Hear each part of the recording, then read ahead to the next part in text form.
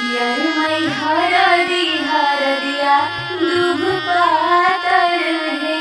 यरमई हरदिया दूब पातर है। यरमई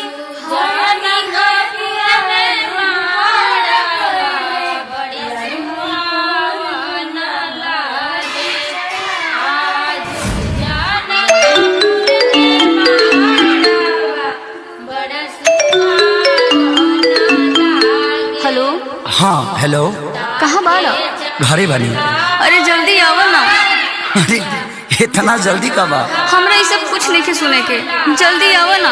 अरे तो इतना घबराइल काहे बाड़ू? हमरा जिंदगी और मौत के सवाल बा, प्लीज जल्दी आ जाना। ठीक बा आओ।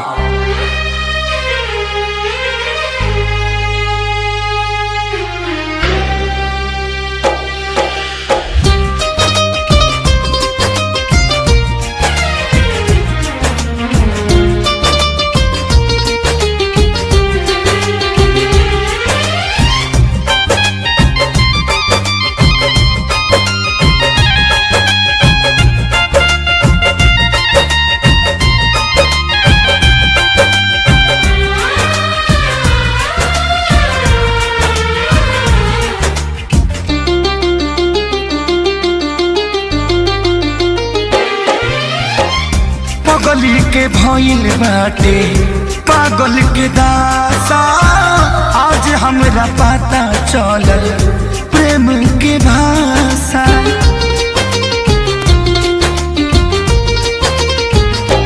हाँ पगली के भइल बाटे पागल के दासा, आज हमरा पता चलल प्रेम के भाषा। रोते रोते मिले हमसे आयल बड़ी, रोते रोते मिले हमसे आयल बड़ी। हमर जान आज हरदी से लटाइल बड़ी, हमर जान आज हरदी से लटाइल बड़ी।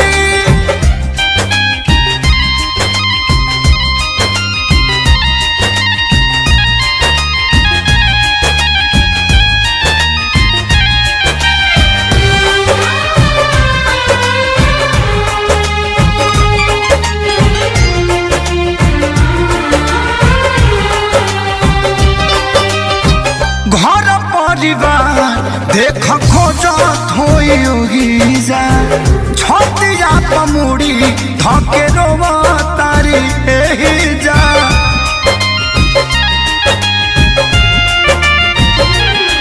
हथवा के मेहंदी मिटावेली इ तो हमरे के समझावेली। अखिया बाल राइल पादा लाइल बड़ी, अखिया बाल राइल पादा लाइल बड़ी। हमर जान आज हरद से लटाइल बड़ी, हमर जान आज हरद से लटाइल बड़ी।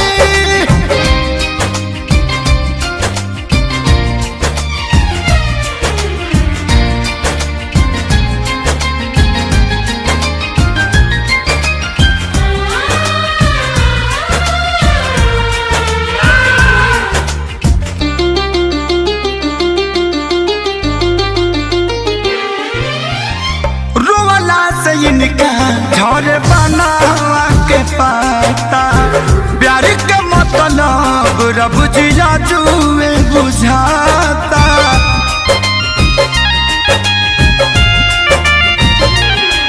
हम इनका से तनिको खफा नहीं खी, काहे की जान बेवफा नहीं खी।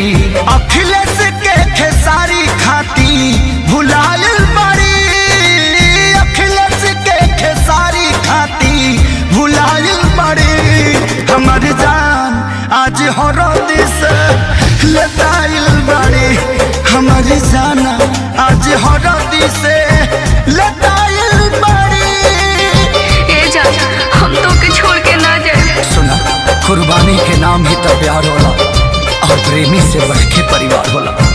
सबके इज्जत के बात बजान, तोहरा चले के परी। चल।